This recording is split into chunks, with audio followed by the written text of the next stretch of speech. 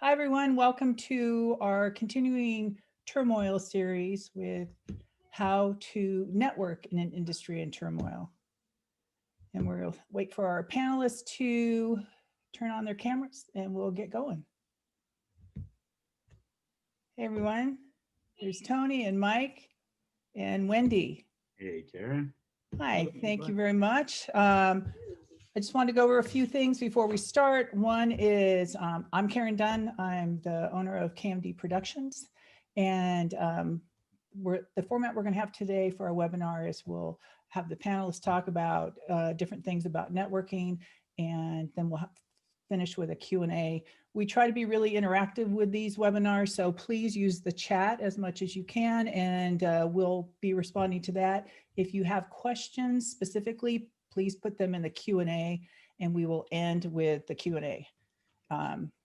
The webinar today is, we'll talk about networking and networking as a whole, and then we'll break it down a little bit and how to work on virtual networking specifically, and tips and tricks and best practices that our panelists have used. So what we're going to do is we're going to start with a poll. We have 3 questions, so if you guys could answer those, that would be awesome. And while you're doing that, I'm going to tell you a little bit about our panelists. Tony Baraz is a DJ, music producer, a tastemaker, and a music industry veteran. He's been in the MI industry for 20 years. He started off at Guitar Center for 15 years, where he was a buyer for DJ, lighting, live sound, and recording. Last 5 years, he worked at Serato as the US buyer for them. And he's also a very talented musician and multi-instrumentalist, and he's worked with a ton of artists, everyone from Stevie Wonder to Biz Markie. Wendy Parr is a multiple award-winning songwriter. She's a world-renowned holistic artist coach, a vocal producer, a speaker, an educator, and so much more. Her 30 plus years in the music industry have given her the skills and the influence to be hailed by many as the artist's secret weapon. Mike Diaz is a pro audio consumer electronics professional who writes, speaks about how what entertainers can teach executives and why nobody likes networking, so which is perfect for this.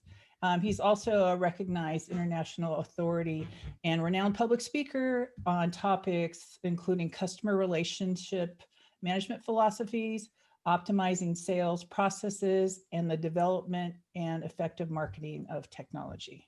So those are our speakers today. So we're going to end the poll and let's see what results we have. So got a lot of musicians here and live sound and other. A lot of you are currently looking for work, so hopefully this networking will help you. And so that's it. So we're going to stop sharing and let's jump into it. So as all of you know, we've been shut down for a while, and networking before the pandemic started has always been a really casual and by chance opportunity at trade shows and industry events where you run into someone and you are able to network, and it's been really crucial for job searches and building community. But that's taken away from us now. So what I want to do first is find out how our panelists have adapted to the new virtual world of networking. So Tony, why don't we start with you? Yeah, for me, social, as if it wasn't a really big part before, it always has been, has become very crucial during this time, and video conferencing. But yeah, social has been one of my biggest tools during this time. Okay, what about you, Wendy? And you're a vocal coach, right? So it's a little different. Can't hear you. You're on mute. Sorry, I quieted myself while you were speaking. Yeah, it's interesting because as a coach, I've very much been a person that like everyone just kind of comes to me, right? Like the email comes in or the phone call comes in, and people refer people. So it's, but in the last few years, especially developing artist development courses and creating a networking experience for artists and creators, I finally understood what like having a meeting is, like, oh, I'm having a meeting. I'm like, what's with all the meetings? And now I'm like, oh, I get meetings now. So it's a little bit of twofold. This with the last year, it's just been doing things that I did in person and shifting them to online. So I create experiences for people to connect. So I was just taking them online. Okay, how can I help artists and creatives connect? So I started doing them online. And then I would say similar, like socials. I started using LinkedIn for the first time. And so I'm very much about I create things that people can come to, or that people get in, benefit from, like even if it's my sharing of creative tips, my sharing of how you can expand. And then people are like, oh, I like what you do. Can you come do it for us? But definitely have been more active in the last year in terms of reaching out to expand my reach, right? Right. And a lot of that is definitely through social calls and emails. Okay. Now, Mike, you work in the pro audio industry and you also have your speaking engagement. So how have you have to network all the time as part of what you're doing, right? And you have to tell people why they should be networking. So how has this changed you? Well, so first of all, I mean, I haven't traveled in 10 months like everybody else, which was a hard hurdle. And I'm going to be really honest. At first, I had a really difficult time with that. I felt quite trapped. I felt quite powerless. I watched what I thought was the demise of my industry and my personal success and finances. And then I kind of remembered and went back to it and understood that the idea about networking in the first place is networking is what you give, it's not what you take. And that I'm still incredibly blessed and fortunate, and I had a lot to give. And so I figured, how can I just dig deeper and give more? I started at home. How can I be present as best I can for my family, my daughter? Tony, I know you're going through the same thing. Like, how do we shepherd our own people through this? And then how do we reach out to our friends, our extended family that we don't get to see? And then even to our acquaintances. This is a unique opportunity in history where everybody has something shared in common right now. And there's a lot of reasons to cut through it all, or to just jump over any preconceived lines. Just reach out to people and just check in and see how they're doing. So starting with my family, moving on to my community and neighborhood, it took it as far as planting a big garden, turning in all of our front and backyard for all the neighbors this, spring and summer. And I like to think I'm doing that at work as well. And Karen, with these types of talks, this really is a time where we get to share and give. So you talked about starting, it's about giving and what you can give to other people, right? When you're networking. So can you explain, because I know I'm assuming there are people on here who haven't, we've all been in the industry for a while, so we've built communities and we've been able to network. What about people who don't have those communities yet? And how do you take that feeling and be able to do it virtually? Because it's a screen then. How do you translate and that feeling of what can I do for you and that? So any of you, Wendy, maybe you want to start with that one? Sure. um, so I started in 2014, end of 2014, I started the Artist Circle, which is really, I talk about it being like AA for creators. So it's a live event. I was doing it in LA, New York, and then I started doing it in Nashville as well. And it's a space where we really have a very intimate conversation about like all the things that creators deal with. So I found working with artists one on one, everyone's going through the same thing, and I'm a big part of their support system to go through their successes. How does someone deal with a number one hit? How do you deal with when something fails? How do I deal with being lonely on tour and on the road? Um, so doing those in person was a way to create an opportunity for artists to really connect with each other and to meet people also that are a part of your team. So there's a videographer there and a dancer there and a screenwriter there. And so, yeah, for me, it's really about real connection, so historically conferences, panels, they are very much one-way conversations where there could be 1,500 people in the room, and you're hearing a panel and they're talking this way at you.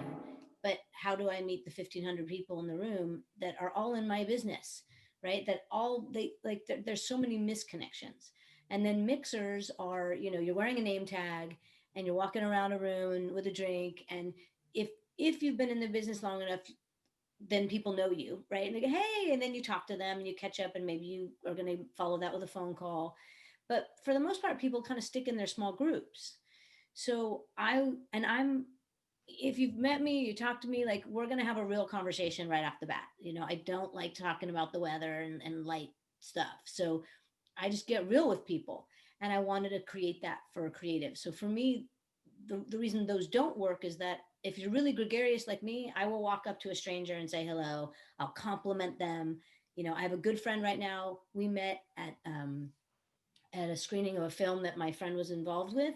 And I just loved her style. And I just walked up, was like, you've got great style. She was wearing a cool hat. We started talking. We've been friends for years now. But if you're not that person, if you're not comfortable walking up and talking to a stranger, which I think the majority of people aren't, those are missed opportunities. So for me, it's really finding, like I said, I created a space where we can have a real conversation. It's not transactional. And I set up a questions and conversation so that you're meeting each other. And now I'm like, you're a cool person. I want to get to know you more. Let's spend time together. And then from there, songwriting collaborations happen and music gets made. But I think that that's really the key, is having a real conversation with someone and not showing up looking at who's here that can help me. And I think that's the big difference, is if you're walking into a space going, who's my Santa Claus? Who can help me move my career forward? That's what pretty much LA has had a bad rep for forever, is the fact that everyone in the room is looking for who can, how can they climb the ladder? Right. So I think that coming into a space to say, what do I have to offer? Who am I? One person described it to me many years ago this way, because the same, like, I look at marketing and it turns me off. It really turns me off when I feel like someone's selling to me. I'm in the service industry. I serve people, I support people, and I never want to come off, and I never want to have the intention of, and you can feel it when someone like wants your business as opposed to offering something. So I think knowing who you are, knowing what you have to offer. And so someone described it like this to me, and I found this super helpful. And I see social media as being the same. Social media is not, let me sell myself. It's, let me let you know who I am. And then if I let you know who I am serves you, you can reach out to me and say, you got this thing. So if you're walking down the street, all the stores have signage. Stationery store, a Mark grocery store, clothing store, they all have signage. And if you're like, oh yeah, I need something for the stationery store, you're going to go in. So when you talk about yourself, you're just giving signage. Hey, this is who I am. This is what I'm about. These are my skills. These are my talents. This is my passion. This is what I love doing. And you're just giving signage. You're not selling yourself. You're just letting people know, here's who I am. And then the person that you're talking to, if they need what you have, they're going to let you know. Ooh, we're looking for a keyboard player for this band. I know someone looking for a sideman. Let me get your information and let's talk. I want to hear your stuff. So you never have to sell yourself. You just have to let people know who you are. And if you talk to enough people, the opportunities are going to come in. So And if I could jump in, Wendy, I'm sorry, I just wanted to jump in and accent, kind of echo what she said, but one of my keys is, and anybody who's walked an AM show or any conference with me will tell you, I talk to everybody, talk to everyone. It doesn't matter who they are. It doesn't matter who you think they are. You never know who is a person that might be a catalyst in your career or what you're trying to do. And make sure you're illustrating what you can do, not only what you know how to do, but what you bring to the table. And a lot of times that could extend beyond, oh yeah, I know how to DJ, or I know how to run Pro Tools. Hey, look, I can make a flyer, graphic designer, I can do all this stuff. The more people know about you and are comfortable with you, the more they're likely to use you. And that's another thing, is being fun to be around. So you know, for me, it's just talking to everybody, and just like Wendy said, not a superficial, not how's the weather, but you know, real questions that allow you to get to know someone and also allow that person to get to know you. Okay, but At how, the same time, I think you have to be careful because sometimes when people like you see their whatever their Instagram or when they talk to you, they're like, "Oh, I can do everything," and then they're like kind of overselling themselves, and you're like, you're probably not amazing at all of those things. So just being aware that again, you're not selling yourself. Like I can do anything.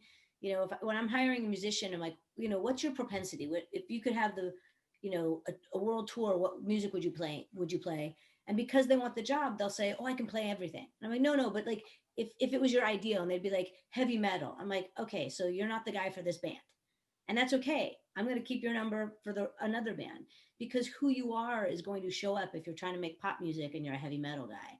right. So it's important that you like have a solid wheelhouse and sense of like your really strong strengths, but are open to like, oh, I can do that. Yeah, yeah, yeah. That's I can do that. I can be a sideman in a band while I'm still pursuing my life, my solo career. But hey, the door is opening here, and I've got skills and talents to share. And wow, that's great. I'm going to do this. You know. Yeah. So yeah, just knowing those lines, and I think a lot of that is intention. So, Mike, what about people who don't have networks, who haven't been in the industry for a long time, that are looking for a job? How do you find networking opportunities now? Yeah, so I've got a couple of those suggestions, and I just want to qualify. I am not as outgoing as Wendy and Tony, right? And so I'm I get shy and I get nervous, and I'm not as comfortable just reaching out to everybody. I'm comfortable and I'm confident in myself, and so that helps. But I put myself out because it's part of what I do, but my natural tendency isn't on the same. And that's what's wonderful. Like it's a giant spectrum. So what my comfort zone is, and what I want to help kind of teach a little bit is, I take a lot of comfort in having a process because I'm a firm believer that networking is a skill that can be developed and learned over time, right? It's not something that we're uniquely born with. It's something that anybody can do. And by the way, it doesn't just happen like this, right? It's a muscle like anything else, and it's a skill like any of the other skills that we all rely and depend on. And so the bummer, and I'll cut to the punchline first, is if you're looking to do it right now and you don't have a network, it's a little too late. Right? But this is okay. This is a time of reassessment and just saying, okay, we're faced with a global pandemic. I take a little stock. Maybe I don't have as many friends as I thought I did, or maybe I don't have as big of a network as I thought I did. Okay, how do I take concrete steps to change that? Right? Maybe I'm not showing up for people the way I should, or my family, whatever it happens to be. It's okay to take assessment, see where you are, and then kind of make a plan of going. The world's not going to end. You don't have to do this right away. Okay. And so let's talk specifically about our industry, especially with everybody on the polls. Everybody in the past, stayed busy because of word of mouth. Everybody has a network. And so in that sense, there's nobody who exists without any network.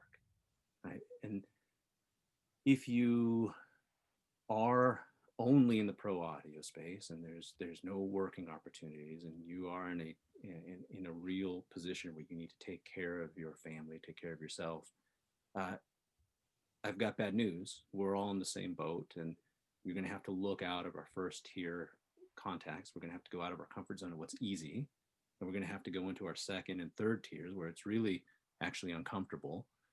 But again, there's a way to do that. And remember, we've got A-list engineers who've toured the world over and over and over, driving for Amazon right now. Right? This is happening across the board for everybody. That's not the core competency or the skill set, but people have moved beyond where they're comfortable and what they've done to assess their environment in a situation. So the first step to bring it back to the concrete is like Wendy and Tony were saying, take stock of where you are, right?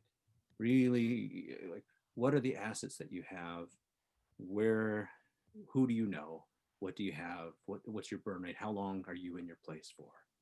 Second point is take stock of yourself on a personal level. What are your interests? What makes you unique? Because if you don't know that, you can't be comfortable in awkward situation. And you also can't be a filter that attracts and pushes away opportunities.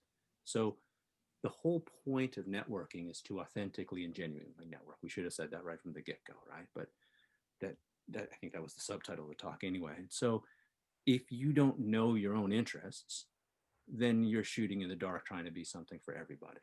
And so the homework assignment I'm going to give all of us is, when we're done with this talk, just make a list of the things that make you uniquely you, the things that you are passionately care about, where will you go down your own rabbit hole on, right?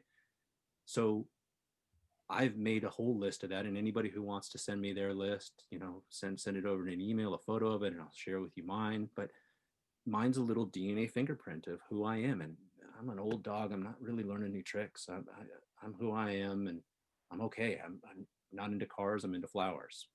Okay, it works, right? And so if I can be uniquely myself, and I'm going to read or listen or find things that are interesting to me.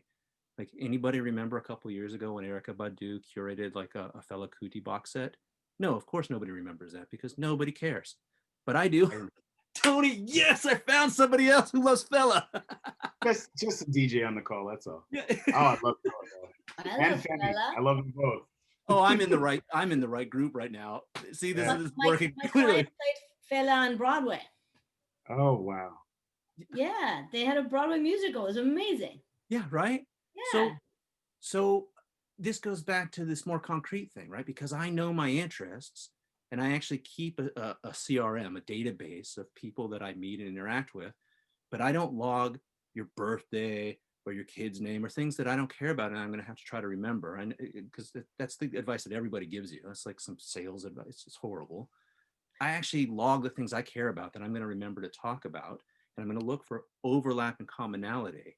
And now whenever somebody releases a new box set, boom, I'm going to try to remember that it was here, but I know myself, I'm going to also forget.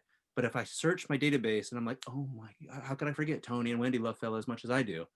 Boom, I get to send you an email. Did you guys hear about this or see this?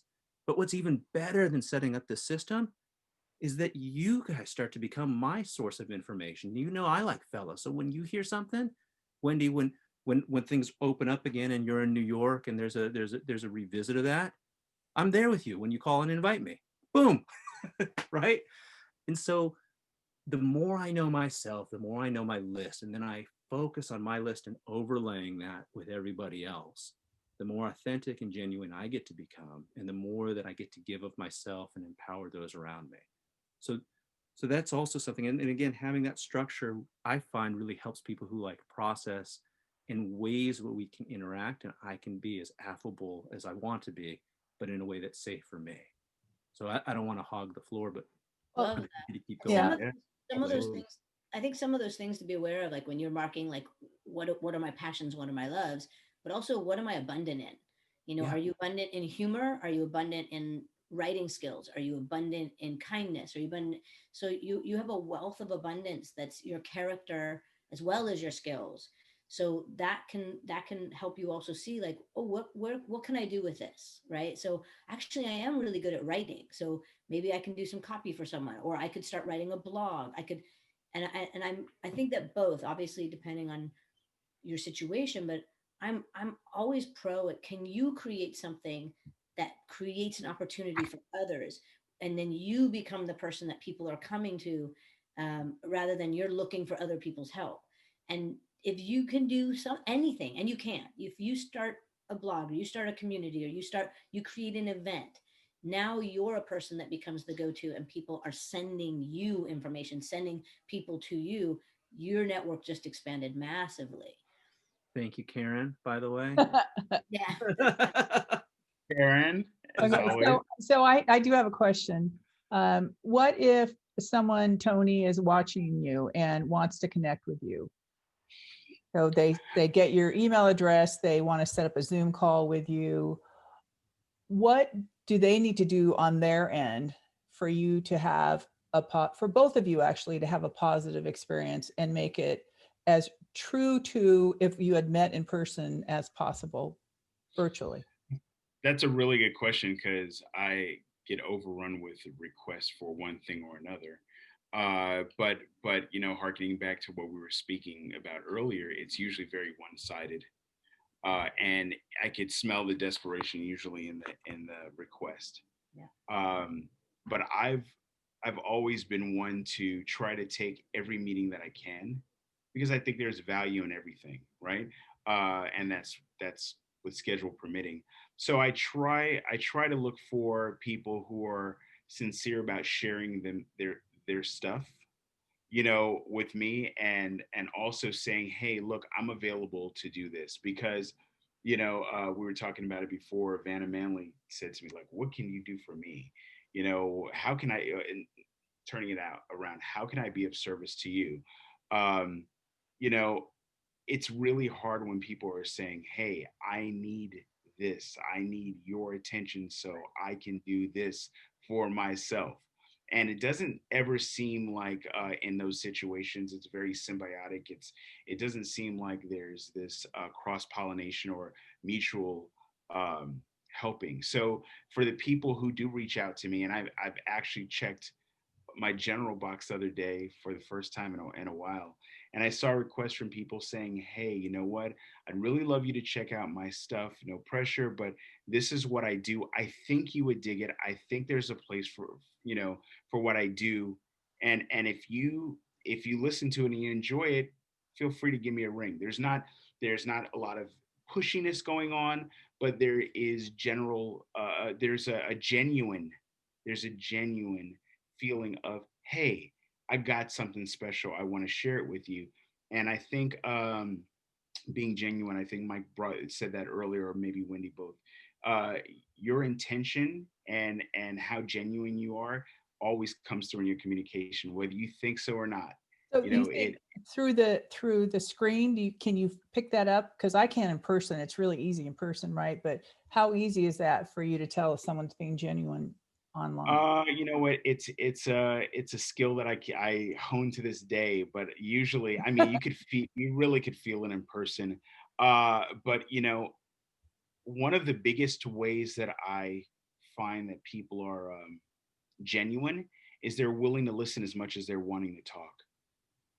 They want to hear what you have to say. They want to tell you about themselves, but there should be a definite two-way street. If there's somebody that comes in and I mean, granted, people may feel like, oh wow, I don't know how long I have, so I got to cram my life story into this one call. But I tell you, if you make a good, positive, genuine impression in on a 10-minute call, that will lead to another call. Right. That initial call will either lead to another call, or it will be, wow, I don't want to talk to this person anymore. So yeah, being clear and genuine, but definitely, listening and paying attention. If I say, hey, you know what, I got a girl group and they're looking for da da da da, and the person that I'm talking to is pushing through their agenda without taking the notes that I just gave them. Like, I just gave them everything they needed to know, and instead of steering to that, they're sticking to the script. Yeah, I'm like, okay, cool, thanks. And I may not say anything right there, but I definitely make a mental note.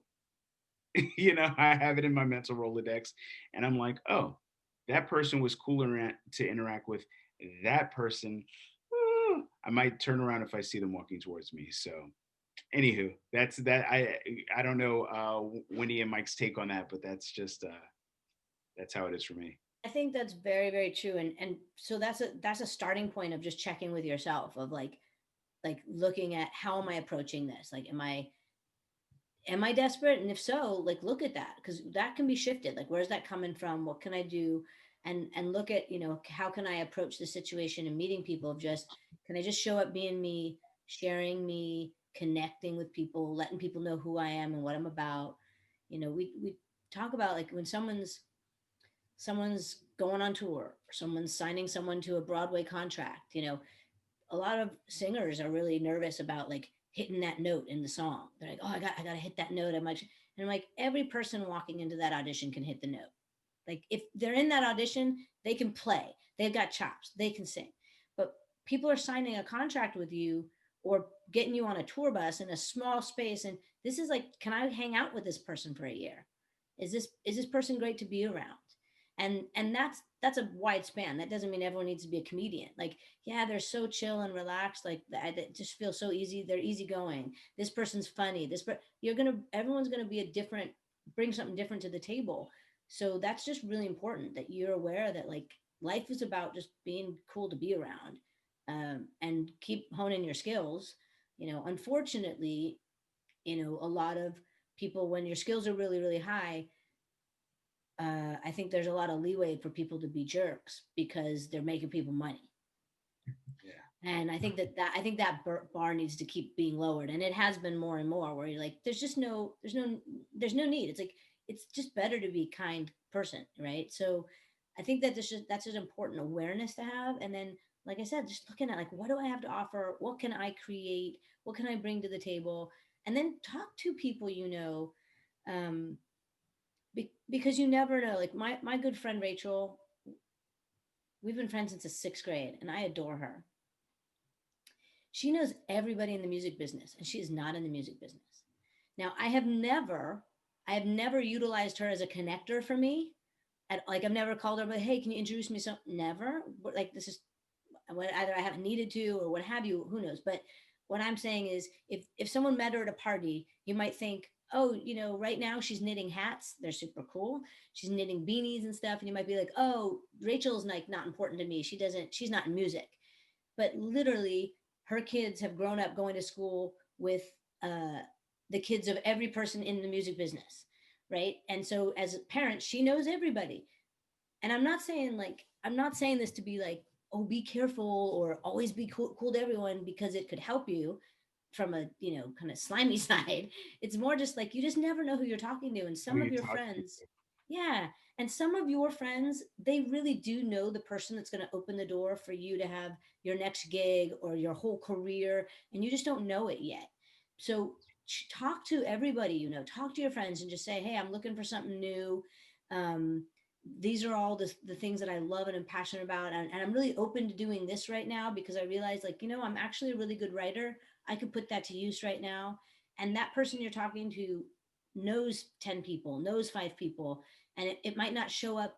They might not show up on the phone going, oh, I got you. They might say, okay, I'm going to keep this in mind. Let me think about it.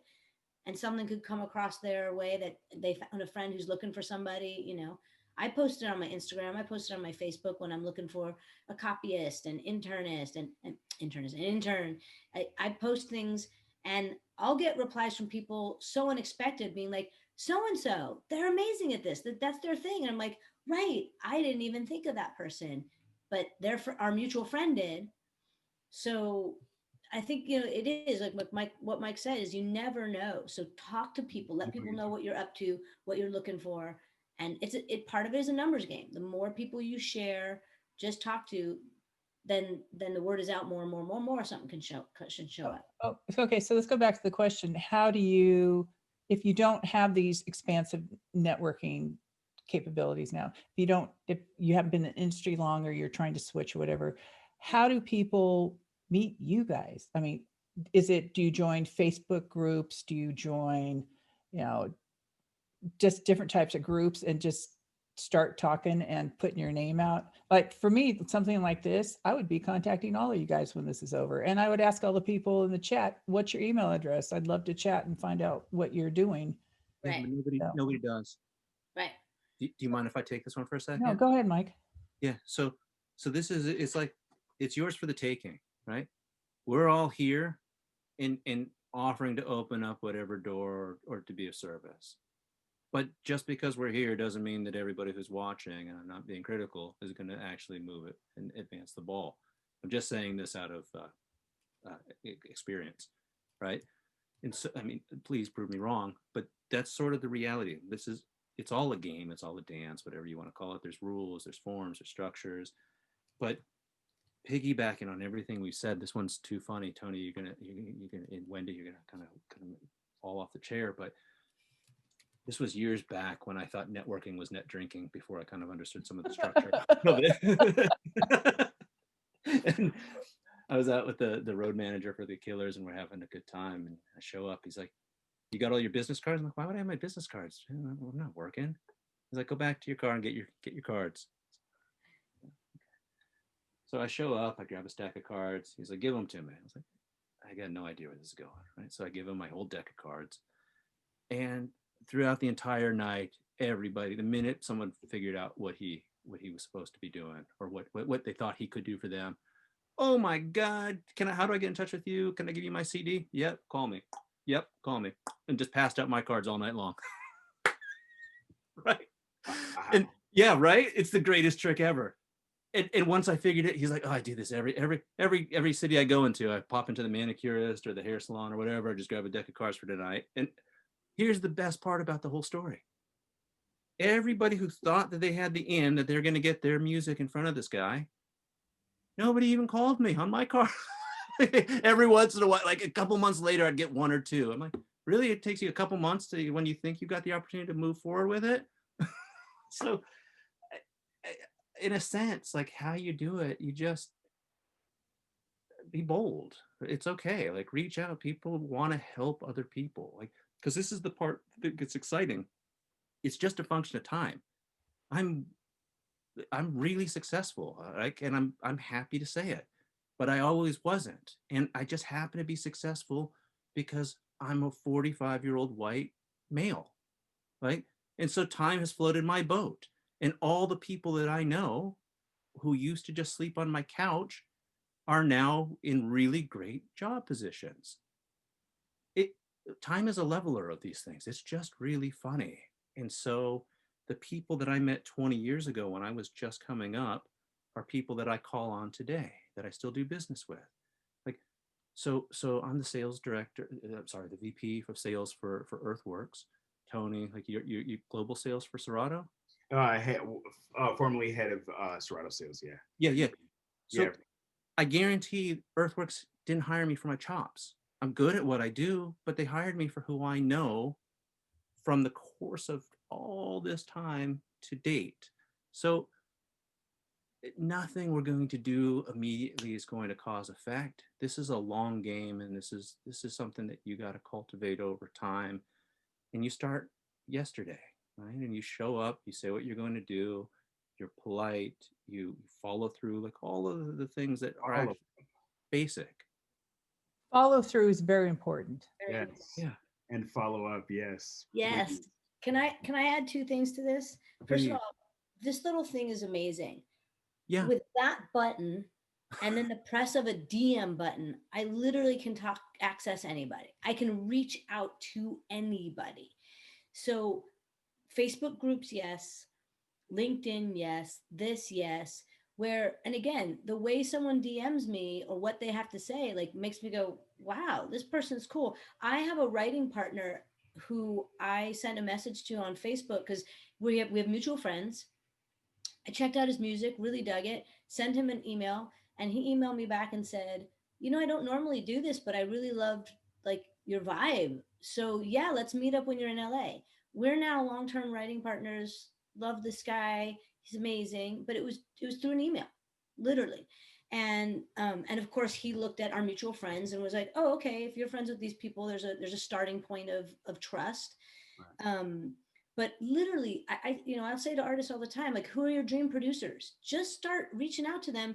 Not like, oh, they're going to produce you today, but just start a conversation. You can literally start a relationship with people through DMs. It's very safe for the person on both sides. And you might end up with a mentor. You might end up with a friend. You might end up with the person that produces your next record in 6 months or a year or down the line. Or they're like, hey, we need someone to do merch on the next tour. You interested? So you start building those relationships because you can, and do it. You can do that directly. Can I also say something to your point, Wendy? Make sure when you're doing that, whoever you are, don't be afraid to be you. Be you. Yeah. Be yourself. Don't be who you expect or who you anticipate they want you to be. Because you is good enough. I promise you. 100%. People can see. I can feel it when somebody's not being themselves, and it is a huge turnoff. So yeah, and that may take some time getting comfortable in your own skin, but it is the one of the biggest things for me is being who you are. Because if I dig who you are personally, I'm gonna always dig that person. If I dig who you think I want you to be, and then one day you're not that, then that's a huge disappointment. So yeah, be yourself. Huge. Yeah. Also, what Mike said that's so important, and again, I'll go back to like working with artists. A lot of times artists will think, "Oh, I got to get the Grammy winning producer to work with. That's going to make my record great." So when you're thinking about reaching out to people, Mike, as you said, the people that you came up with are now here, right? So when you look at yourself coming up, your your next opportunity is more likely not coming from the big guy in front of you. It's coming from someone next to you, and the two of you can create something amazing. And by creating it, being a part of it, that becomes a success that the next group goes, oh my gosh, we want to be a part of that. So I think that that's very important, just understanding that mindset that your success is not necessarily, you don't need the guy who's successful right now. You need the person who's hustling right now, or who's with you right now, the person who wants to put in the time with you right now, and that you become that. So, and again, I think of it, I go back to that Santa thing. It's like, don't look for Santa to hand you something. See who's there, see who's available, see who you jive with, vibe with. And, again, another artist I work with, she had the opportunity and worked with a couple of major producers. And before going in, I said, I want you to be aware that, like, obviously super respectful with who you're working with, but don't be afraid to speak up and use your voice, because they're working with you. Like, it's got to be your sound, your music, right? Like, so don't be afraid to say, this is my angle. This is the lane I'm in. And with one of them in particular, I said, how did it go? And she said, no, it was really bad. The producer just was in their lane doing their thing, and they wanted to pop me in it. And they weren't really listening to who I am. Right. And at the time, she was at USC in the music department. We'd worked on, preparing her audition and all that stuff. She started working with her classmate down the hall. And that's the music that got her into every publication. That's what she left school and started launching her career. And it was the guy down the hall who just listened to her, and they vibed and like, yeah, let's create something that's you. Right. So that's so important. Like, don't dismiss the people, don't dismiss, and think that your success, you need the successful person. That isn't where it's always at. Yeah, sometimes that dream connect isn't quite the dream that you expected. Yeah. So don't put all your eggs in that basket. You never know. You never know. Oh, Karen- I was going to, yeah, Mike, you have something? Because No, I'm going to please. switch to questions, but if you have Okay. a point you want to make. Yeah, I do have one real quick one on this, and we'll wrap it up. But I was just going to say, on just to tie this with a bow, do your homework too, right? Like, study the map, study the puzzle picture, whatever you want to call it, of how everything connects. Karen, you are a publicity machine. So this talk got out there, okay? Like everything else that you touch and do. And anybody who's watching, nobody reached out to me before, because I would have worked you into the conversation, right? We would have hopped on a call. I would have answered your email. We would have brought this up and kind of talked about it. I'm easy to find, like everybody is. So do your homework. If you want to make something happen, you don't wait. Like, all the pieces are in front of you. Look at your map, put them together, figure out where to go with it and what you want in an authentic and a genuine way. And the sky's what you want it to be. Wait, and I've got to add something else to that. I'm so sorry. Don't be afraid to take a shot. Yeah. Don't be afraid. What are you waiting for? The time is right now, not yesterday, not tomorrow, maybe next week. Take your shot. If it doesn't pan out, it doesn't pan out. Look for something else, but don't wait for somebody else to step in and grab something that could have been yours because you were hesitant. Right. Yeah. No one's giving it to you. Yeah. And I just want to say, in the webinars that I've been doing since this shutdown and the speed mentoring opportunities, every panelist I've had and every mentor I've had, they're all happy to talk to people. And when people reach out to them, they may not answer immediately, but they do answer, and that they want to help if they can. So just reach out. On that note, let's go to some of the questions from John. He wants to know, how often should you reach out to your contacts so they don't forget about you? Who wants to take that one? Not too much. But definitely, it's okay. I got to tell you, I get so many, and this is probably the same for you, Wendy and Mike as well, and maybe for you, Karen. I get so many people calling me out of the blue that just call me when they actually need something. It's very, there are a handful of people. I got one other day. Hey, this is Diamond D, man. I haven't talked to you, but I'm just calling to check on you, see how you're doing.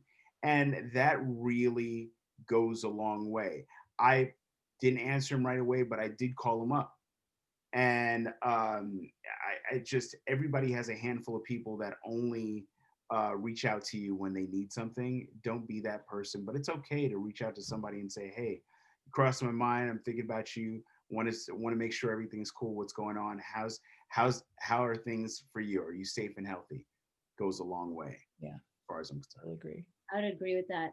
I'm in a unique position, and I as a coach, I send out a newsletter. So I do, in a way, reach out to everyone with like, hey, this is what I'm up to, and this is what's going on. And some of that has offers and things to give, and then hey, to participate in. So I see that as a way that I'm reaching people, that because people get to kind of check in, like I get to check in, here's what's up.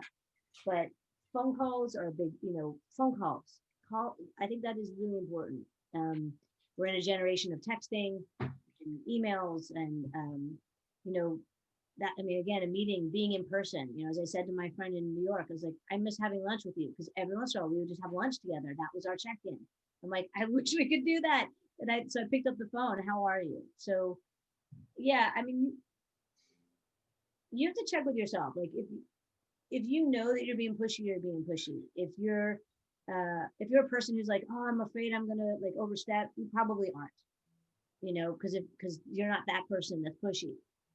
So I think it's also valuable that when you do call, sometimes it's just, hey, just check in and see what's going on. And sometimes it can be, hey, just wanted to kind of give you a heads up. I've been doing these things, having a good time. I've been up to this or that. Let me know if I can, offer something in your space. Yeah. So then you're updating people with like where you're at and maybe some new things that you're doing. And absolutely, Tony, Wendy, thank you. But you also have to define what your definition of a contact is. If you have to ask that question, they're probably not or they actually are a contact, they're not a friend, right? And that's the whole point of effectively networking, is that you want to move contacts to friendships. It doesn't just happen overnight, though. So the question, how often do I move a contact forward? Well, there's really no juice in a contact. They might not even know your name or face. Like, that's just data. Like I can flip through the white pages and find anybody on Twitter that doesn't make them my contacts. Meeting somebody at a show, getting somebody's business card doesn't mean you can call them. There are steps to take to grow and build a relationship. Slow burn is a good advice for that. It's just slow burn. It's a long game, so don't rush any relationship, especially if it's not there. Like, just slow burn. Because if you stay in, like, that's like, do you know how many people just drop out of the business life? Like, just if you stay in, we're gonna know you. Like, people are gonna know you because you've been in it long enough. So just slow burn, stay in. And when you stay in, people have a trust in you. Oh, you're still around, you're doing your thing. Well, let me give you an opportunity now, because you're here, you're still here. Then you got some grit. So slow burn's important. Yeah. Okay, this question from Mark Frank, and I might be able to help answer this. He's saying, I'm assuming this topic hopes to replace in-person trade show networking. Any recommendations about networking during BMI, Believe in Music Week? I can answer part of it because I know what NAM's doing with that. They have a chat facility and they have a video chat. So, and you can go in and add attendees, so you can connect with people. You can see everybody who's signed up, and you send a request to connect. So you have this group, you have a network of people, and you can try to connect with people you don't know. I've had people that connect with me that I don't know who they are, but why not connect with them? And then you have the opportunity to chat, and also, like I said, you can do video chat. But other than that, what do you guys suggest for virtual trade shows, including the NAMM one coming up next week? For me, I think it's sign up for everything you can, because you never know what you're going to get something out of, even if it's something that's adjacent to what you want. You could get some information that's helpful. So for me, it's as much time as you have, and as important as what you want to do is to dedicate that time to finding it out. So I sign up for everything if I can, time permitting. Anybody Okay. else? Okay. Here's one from anonymous attendee. Wendy touched on not claiming to be able to do everything for everyone. Wise words. But for people who work in more than one area, producer, also artist manager, does the panel have any guidance on how to communicate with clarity on the strengths of your offer?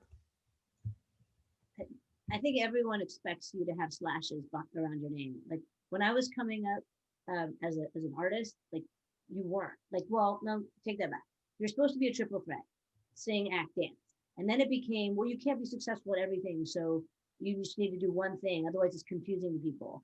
And now we're in a world where everything is. You should be able to do everything because we're going to monetize all of it.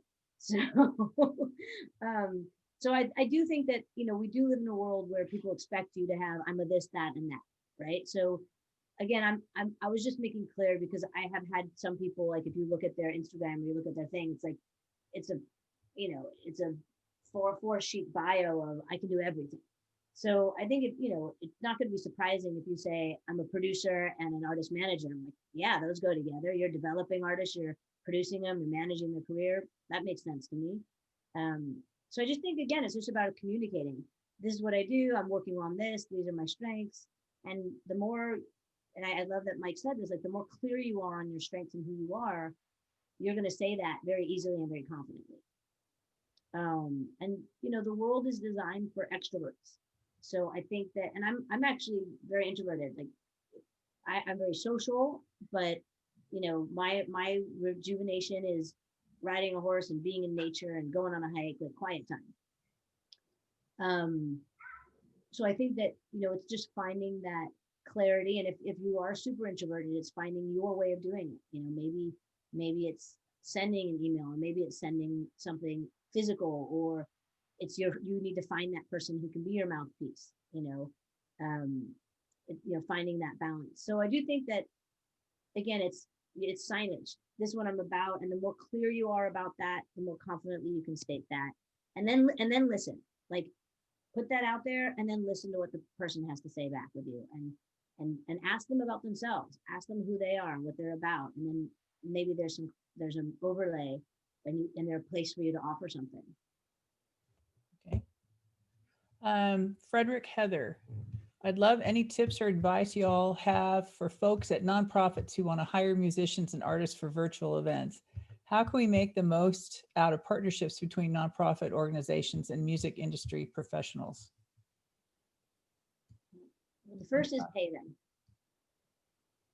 It's, there's so many times where there's just nothing offered to the musician. And, so have something for them.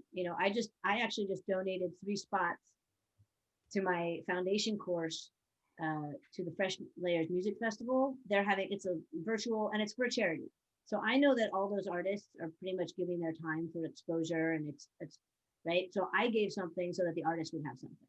Like I'm giving this to the artist. This is a benefit financially and for their career. And I donated to the charity as well, spots in the charity. So I think that like nonprofit, again, if you have if you have a reach, that's going to benefit an artist, right? But also, can you pay them? Can you offer them something for their time and energy? And if it's not that, it's something. There needs to be a giving. That's the main thing. There has to be some giving. I think too many times, like I'll get calls, I'm sure you do, for who do you know that can do this? It's free. Like, you're asking me to ask people to do something for free. That's a hard ask. Yeah. So have something that you're offering, and what you're offering could not be financial, but it could be, this is going to reach 40,000 people, or this is going to, or we're going to collect information that we can share with you that you can follow up and have, there's got to be something. If I could jump in on that question, I'm on the board of this nonprofit called Shred Kids Cancer that was started by a kid. And it was actually really successful for a number of years. And I had the unique job of not only getting artists to show up, but also getting people to donate stuff that you could win, i.e. companies in the industry, and everybody gladly participated. But here's the thing, it is what the charity is. This was for pediatric cancer, and sometimes those nonprofits speak to certain people. So, I got Slash to come out, Nikki Sixx, I got RZA to come out, and Jesse Johnson and Shavo from System of a Down and Tom Morello. All those people felt connected to what that was. So if you're looking for somebody to show up, make sure that what you're doing speaks to something there, and to Wendy's point, yeah, people like to be compensated for their time.